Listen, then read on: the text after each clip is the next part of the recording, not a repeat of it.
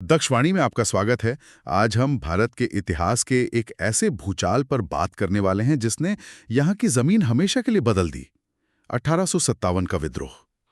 कुछ लोग इसे सिर्फ सिपाही विद्रोह कहते हैं, तो कुछ इसे भारत का पहला स्वतंत्रता संग्राम मानते हैं। नाम चाहे जो भी हो, ये एक ऐसी घटना थी जिसने ब्रिटिश राज की नींव हिलाकर रख दी थी। बिल्कुल। और इस कहानी को समझने के लिए हमारे पास कई तरह के स्रोत हैं। इतिहासकारों के विश्लेषण हैं, एनसीईआरटी की किताबें हैं और उस दौर के कुछ दस्तावेज भी। सही। हमारा मकसद सिर्फ ये जानना नहीं है कि क्या हुआ, बल्कि ये समझना है कि आखिर ऐसा क्यों हुआ। वो कौन सी वजहें थीं जो सालों से सुलग रही थीं और फिर एक ज्वालामुखी की तरफ फट पड़ी। यही सबसे जरूरी सवाल है। अक्सर लोग समझते हैं कि ये विद्रोह सिर्फ चर्बी वाले कारतूसों की वजह से हुआ था। हाँ, ज्यादातर यही सुना है, लेकिन वो तो बस एक चिंगारी थी। बारूद तो लगभग 100 सालों से इकट्ठा हो रहा था, मतलब प्लासी की लड़ाई के बाद से ही। आज हम उसी बारूद की कहानी में थोड़ा और गहराई तक उतरेंगे। तो चलिए शुरू करते हैं उसी चिंगारी से जिसने आग लगाई।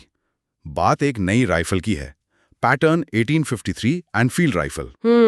इसके साथ जो कारतूस आए उन्हें इस्तेमाल करने का तरीका थोड़ा अलग था। उन्हें लोड करने से पहले दांत से काटना पड़ता था। यहीं से सारा बखेरा शुरू हुआ है ना? हाँ, बिल्कुल यहीं से। जनवरी 1857 में बंगाल की दमदम छावनी से एक अफवाह उड़ी। एक अफवाह? हाँ, और ये अफवाह जंगल की आग की तरह फैल गई। सिपाहियों को पता चला कि इन कारतूसों पर जो ग्रीस या चर्बी लगी है वो गाय और सुअर की है। अब आप सोचिए, हिंदू सिपाहियों के लिए गाय पवित्र है और मुस्लिम सिपाहियों के लिए सुअर हराम। मतलब ये उनके धर्म पर सीधा हमला था। बिल्कुल। ये उनके लिए सिर्फ एक नियम तोड़ना नहीं था, ये उनके धर्म को, उनकी पहचान को भ्रष्ट करने की एक सीधी कोशिश थी। और जब उन्होंने शिकायत की तो अंग्रेज अफसरों का क्या रवैया था? यही तो सबसे दिलचस्प मोड़ है। अंग्रेज अफसरों ने इसे सिरे से खारिज कर दिया, कहा कि ये महज एक अफवाह है। मैं मानने को तैयार ही नहीं थे। नहीं, उन्होंने सिपाहियों को भरोसा दिलाने की कोशिश की, लेकिन तब तक बहुत देर हो चुकी थी। यहाँ तक कि उन्होंने एक अजीब सा सुझाव भी दिया। क्या? कि सिपाही चाहें तो मधुमक्खी के मोम या वनस्पति तेल से अपने कारतूस खुद बना लें। अरे वाह, इस सुझाव ने तो उनके शक को और पक्का कर दिया होगा। बिल्कुल, कि अगर नए कारतूस सही चीज से बन सकते हैं तो इसका मतलब पुराने वाले जरूर गलत चीज से बने थे। इसने तो भरोसे की बची खुची डोर भी तोड़ दी होगी। हाँ, इसी गुस्से का नतीजा था बैरकपुर में मंगल पांडे का विद्रोह। जब उन्होंने अपने अफसरों पर हमला किया तो वो अकेले नहीं थे, वो हजारों सिपाहियों की भावनाओं को आवाज दे रहे थे। और फिर 8 अप्रैल 1857 को उन्हें फांसी दे दी गई। लेकिन उनकी शहादत ने इस आग में घी का काम किया। तो कारतूस वाली बात तो एक चिंगारी थी, लेकिन ये चिंगारी जिस ढेर पर गिरी वो बारूद काफी समय से इकट्ठा हो रहा था। मतलब ये सिर्फ धार्मिक मामला नहीं था, इसकी जड़ें और भी गहरी थीं। जड़ें बहुत गहरी थीं, राजनीतिक भी, आर्थिक भी। पिछले 100 सालों में ईस्ट इंडिया कंपनी ने व्यापारी से शासक बनने का सफर तय किया था। 18वीं सदी के मध्य से ही उन्होंने एक एक करके राजाओं और नवाबों की ताकत को खत्म करना शुरू कर दिया था। उनकी सेनाएं भंग कर दी गईं, उनके दरबारों में ब्रिटिश रेजिडेंट बिठा दिए गए जो उनके हर काम में दखल देते थे। हाँ, और उनकी आज़ादी बस नाम की रह गई थी। और इसी सिलसिले में लॉर्ड डलहौजी की एक नीति वो बहुत बदनाम हुई थी, व्यापगत का सिद्धांत या डॉक्ट्रिन ऑफ लैप्स। ये क्या था? ये एक बहुत ही, यूं कहिए, चालाकी से बनाया गया नियम था। इसके तहत अगर किसी भारतीय शासक की मृत्यु बिना किसी पुरुष वारिस के हो जाती, मतलब बिना बेटे के, हाँ, तो उसकी रियासत को गोद लिए हुए बेटे को नहीं सौंपा जाता था, उसे सीधे ब्रिटिश राज में मिला लिया जाता था। जबकि गोद लेने की प्रथा तो भारत में सदियों से चली आ रही थी। बिल्कुल। तो ये भारतीय परंपरा के बिल्कुल खिलाफ था।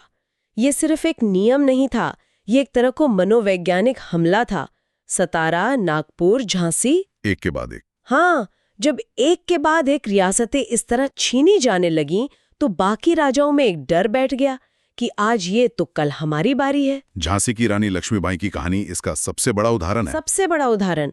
पति की मृत्यु के बाद उन्होंने एक बेटे को गोद लिया, लेकिन कंपनी ने उसे वारिस मानने से साफ इनकार कर दिया और झांसी पर कब्जा कर लिया। और ऐसा ही कुछ नाना साहब के साथ भी हुआ था, है ना? हाँ, कानपुर के पास बिठूर में पेशवा बाजीराव द्वितीय के दत्तक पुत्र नाना साहेब की पेंशन बंद कर दी गई। ये सिर्फ पैसे का मामला नहीं था, ये उनके सम्मान और अधिकार पर हमला था। और अवध का मामला तो और भी अलग था। वहां तो नवाब के वारिस भी थे। हाँ, अवध का कब्जा तो शायद सबसे बड़ा घाव था। अवध के नवाब तो अंग्रेजों के वफादार सहयोगी थे। फिर भी 1856 में डलहौजी ने कुशासन का बहाना बनाकर, कुशासन मतलब बैड गवर्नेंस, उन्होंने कहा कि हम अवध की जनता को नवाब के बुरे शासन से बचाने आए हैं। अच्छा, ये बहाना था। ये एक ऐसा धोखा था जिसने पूरे उत्तर भारत में, खासकर सिपाहियों में, गजब का गुस्सा भर दिया, क्योंकि कंपनी की बंगाल आर्मी में बहुत बड़ी संख्या में सिपाही अवध से ही आते थे। मतलब उनके अपने घर, अपने नवाब पर कब्जा हो रहा था। बिल्कुल।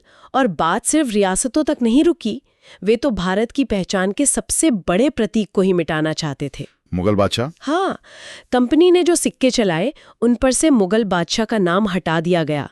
और फिर 1856 में गवर्नर जनरल कैनिंग ने तो ऐलान ही कर दिया कि बहादुर शाह जफर आखिरी मुगल बादशाह होंगे। और उनके बाद? उनके बाद उनके वंशजों को बादशाह नहीं, सिर्फ शहजादा माना जाएगा। ये तो सीधे सीधे उस सत्ता के केंद्र पर हमला था जिसे कमजोर होने के बावजूद भारत के लोग अभी भी अपना मानते थे। सही बात है।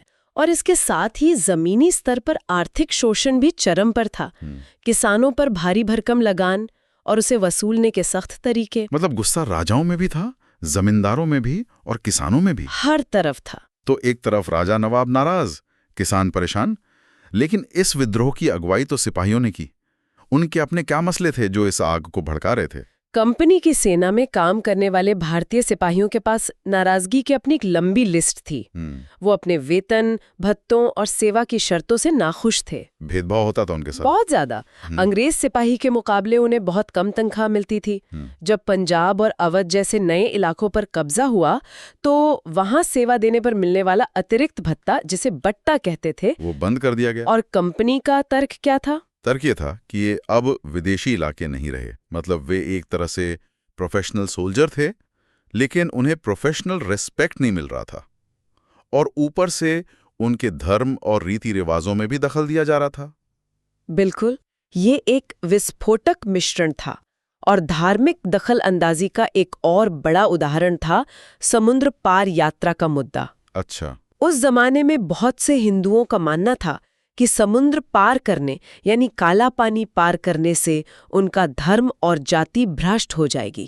तो ये सिर्फ एक नौकरी का नियम नहीं था, ये उनके पूरे सामाजिक अस्तित्व पर हमला था। हाँ, 1824 में जब सिपाहियों को बर्मा जाने का आदेश हुआ तो उन्होंने समुद्री रास्ते से जाने से साफ इनकार कर दिया था। तो कंपनी ने समस्या का क्या हल निकाला? उन्होंने हल निकालने की बजाय समस्या को और बढ़ा दिया।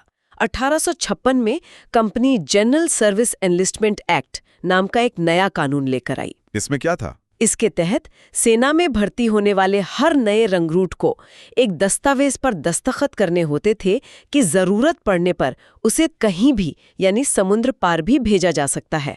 ओह, इससे तो पुराने सिपाहियों में भी डर बैठ गया होगा। हाँ, कि कहीं ये कानून उन पर भी ना थोप दिया जाए। और एक और बड़ी बात थी, अंग्रेजों द्वारा ईसाई धर्म का प्रचार। हाँ, ये भी एक बहुत बड़ा कारण था।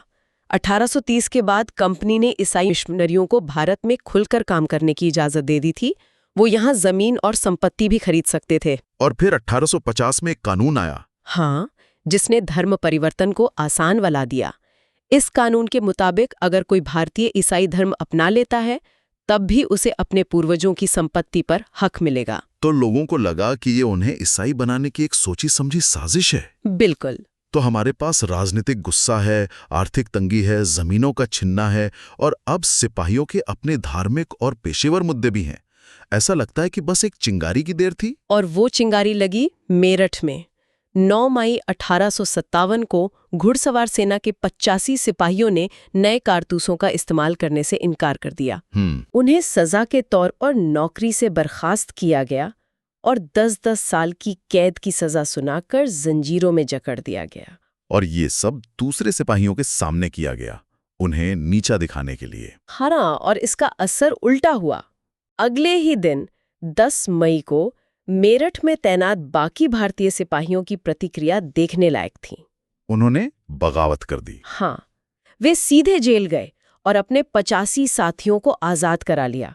उन्होंने अंग्रेज अफसरों को मार डाला उनके बंगले जला दिए और फिरंगियों के खिलाफ जंग का ऐलान कर दिया। लेकिन उनका अगला कदम बहुत अहम था। वे मेरठ पर कब्जा करके रुक सकते थे, पर वो रुके नहीं। वे दिल्ली की तरफ चल पड़े। ये एक बहुत ही सोचा समझा और प्रतीकात्मक कदम था। वो सिपाही रात भर चले और 11 मई की सुबह दिल्ली के लाल किले के पास पहुंच गए। और वहां उन्होंने बूढ़े हो चुके मुगल बादशाह बहादुर शाह जफर को अपना नेता घोषित कर दिया। हाँ, बेचारे बादशाह पहले तो घबरा गए, इतनी बड़ी ब्रिटिश ताकत से कौन टकराए। लेकिन जब सिपाही जबरदस्ती महल में घुस आए तो उनके पास उनकी बात मानने के अलावा कोई चारा ही नहीं था। और बहादुर शाह जफर के नाम ने इस विद्रोह का चरित्र ही बदल दिया। एक स्थानीय सैन्य बगावत को अचानक एक राष्ट्रीय प्रतीक मिल गया। बिल्कुल, इसने विद्रोह को एक वैधता दे दी। बहादुर शाह जफर ने देश के सभी छोटे बड़े शासकों और मुखियाओं को चिट्ठियां लिखीं और उनसे अंग्रेजों के खिलाफ लड़ने के लिए एक संघ बनाने का आग्रह किया। हाँ, इस एक कदम ने उम्मीद की एक नई लहर दौड़ा दी। छोटे शासकों को लगा कि अगर मुगल बादशाह दोबारा शासन करते हैं तो वे भी उनके अधीन अपनी रियासतों पर फिर से राज कर पाएंगे। इसके बाद तो जैसे विद्रोह की एक लहर सी चल पड़ी। हाँ, एक के बाद एक रेजिमेंट ने बगावत कर दी और दिल्ली, कानपुर, लखनऊ जैसे केंद्रों की ओर बढ़ने लगे। और कमाल की बात यह है कि नेतृत्व कितना विविध था। जैसे एक तरफ रानी लक्ष्मीबाई जैसी शाही हस्ती, तो दूसरी तरफ बिहार में जगदीशपुर के एक बुजुर्ग जमींदार कुंवर सिंह। और बरेली से बख्त खान भी थे। हाँ, बख्त खान जैसे एक आम सिपाही भी थे जो दिल्ली आकर विद्रोह के मुख्य सैन्य नेता बन गए। लखनऊ की कहानी तो और भी दिलचस्प है। वहां नवाब को हटा दिया गया था, लेकिन उनकी बेगम हजरत महल ने हार नहीं मानी। बेगम हजरत महल ने कमान संभाली। उन्होंने अपने छोटे बेटे बिरजिस कद्र को नया नवाब घोषित कर दिया और महीनों तक अंग्रेजों को लखनऊ से बाहर रखा। और कानपुर में नाना साहब थे। कानपुर में नाना साहिब ने ब्रिटिश सेना को खदेड़ दिया और खुद को पेशवा घोषित कर दिया।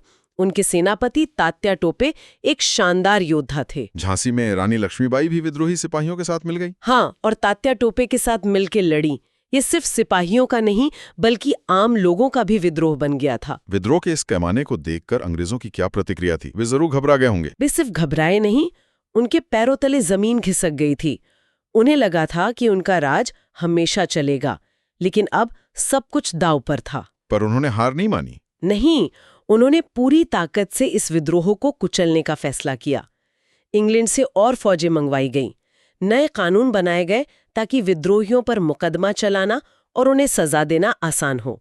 और उनका पहला निशाना था दिल्ली। हाँ, दिल्ली, जो विद्रोह का प्रतीक बन चुकी थी। उन्होंने अपनी पूरी ताकत दिल्ली पर दोबारा कब्जा करने में झोंक दी। और वो कामयाब रहे। हाँ, कई महीनों की भीषण लड़ाई के बाद सितंबर 1857 में वे दिल्ली पर फिर से नियंत्रण करने में कामयाब रहे। और फिर नेताओं का क्या हुआ? इसके बाद का इतिहास बहुत दुखद है। बहादुर शाह जफर पर मुकदमा चलाया गया और उन्हें आजीवन कारावास की सजा देकर उनकी पत्नी बेगम जीनत महल के साथ रंगून भेज दिया गया। और वहीं 1862 में उनकी मृत्यु हो गई। हाँ, एक गुमनाम मौत। रानी लक्ष्मीबाई जून 1858 में ग्वालियर में लड़ते हुए वीर गति को प्राप्त हुई। तात्या टोपे का क्या हुआ? तात्या टोपे मध्य भारत के जंगलों में भाग गए और आदिवासियों और किसानों की मदद से छापामार युद्ध करते रहे। लेकिन अप्रैल 1859 में एक दोस्त के धोखे की वजह से पकड़े गए और उन्हें भी मार दिया गया।